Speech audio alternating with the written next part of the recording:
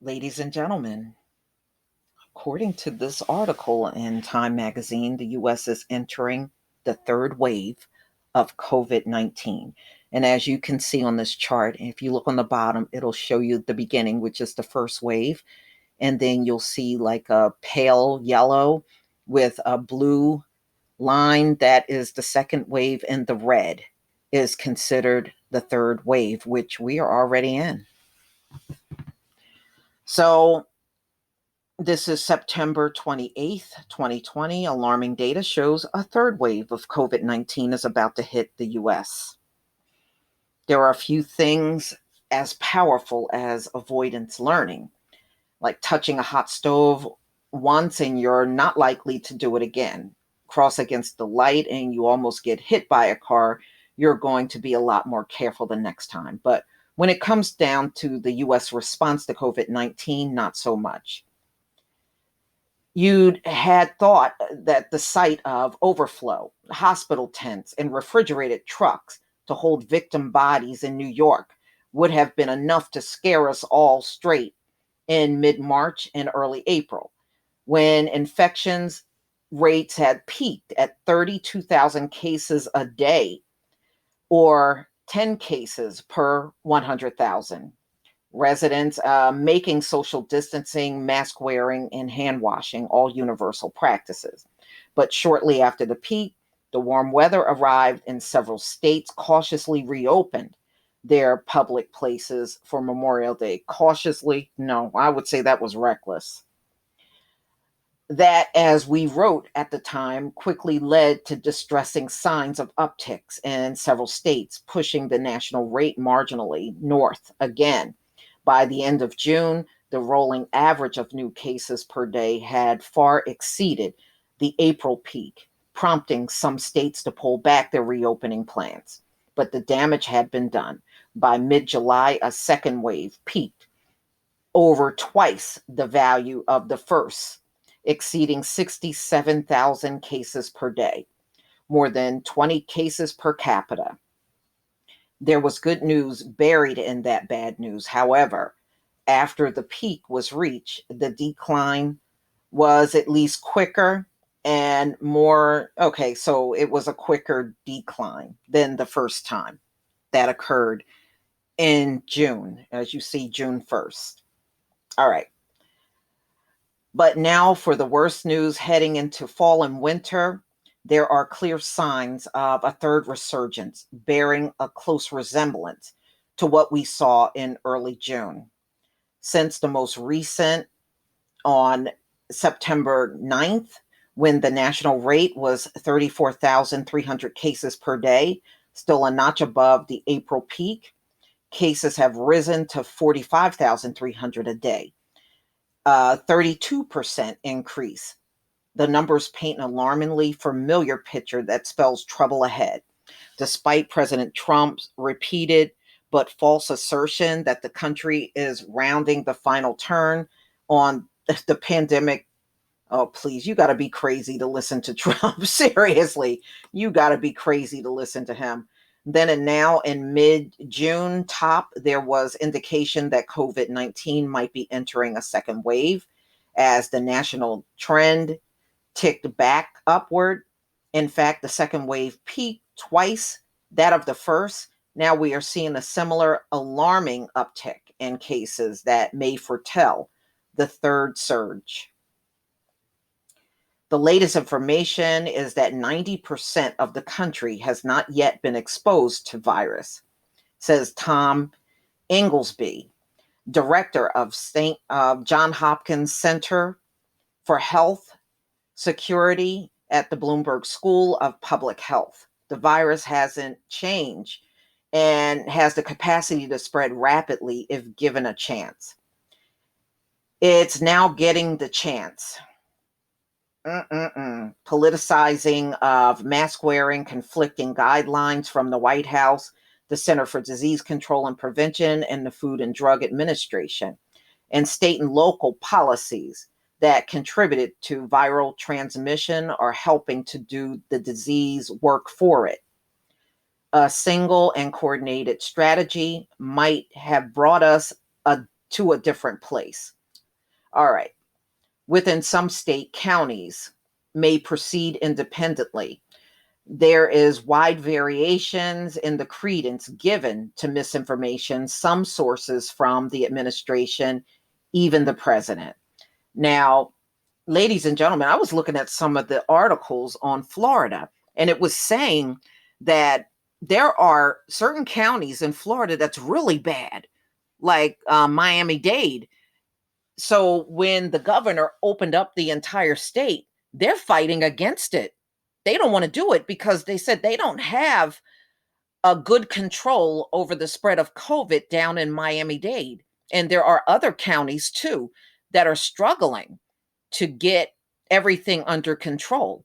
So they are trying to fight against what Ron DeSantis wants to do. So it'll be interesting to see what's going on down there. I spoke to my uncle in Florida, and him and his wife seem to be okay now, but he told me it's still going up in many parts of Florida. So he's trying to act like, I guess because it's down in a few counties, he's trying to make a big deal out of that and blatantly ignore the places in Florida where it's going up. Okay. Even within some state counties may proceed independently, there are wide variations in credence given to misinformation, some sourced from the administration, even the president. Sumet's own state offers a vivid example of the risen of the third wave. So you can see this graph. And right now, the Midwest is where you have most of the biggest surges in the nation right now. Colorado, one of those states.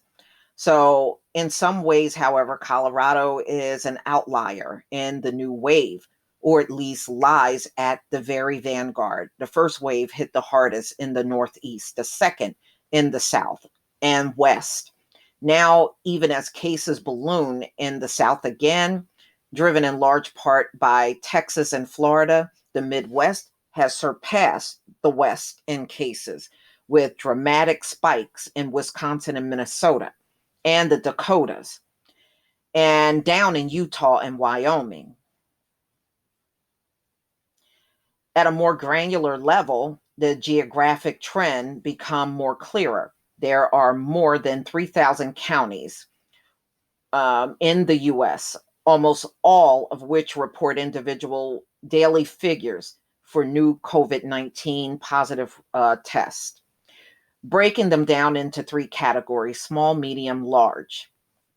Each with about a third of the US population, reveals that the 62 largest counties, which are home to 110 million people, were responsible for more cases than either or the two categories through mid-August. Now the story has flipped, with the block of smallest counties impassing the same number of total people, but distributed across a much larger, more rural geographic. Given these are rural areas, behaviors of individuals are likely to be a dominant driver: not adhering to distancing, not wearing masks. Checking across mask orders in the states, there is a wide range. I suspect adherence to use of mask in lower rural counties than urban areas. Yeah, well, I'm not surprised about that.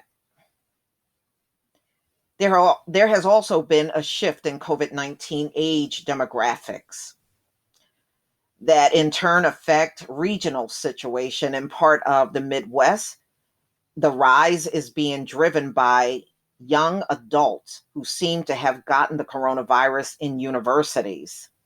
It doesn't help that college students, who are by nature less risk averse than older people, are being enabled in their heedlessness by the lack of guidance from adults who ought to know better.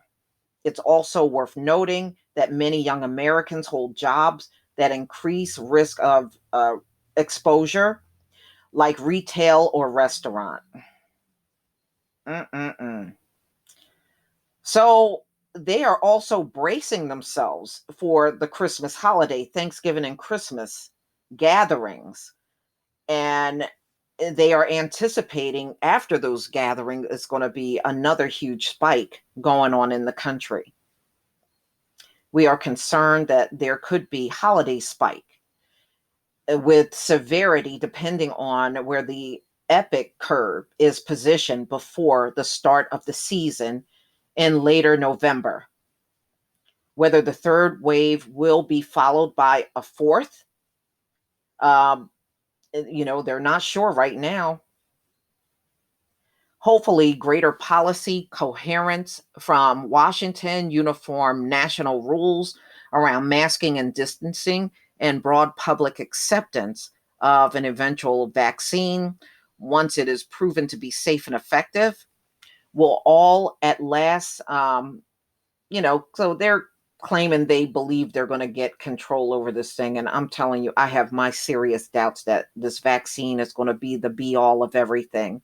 Until then, the US, which represents only 4% of the world's population, yet has reported more than 20% of its COVID-19 cases and deaths, will continue to struggle. It's up to all of us to work together to bring the suffering to an end.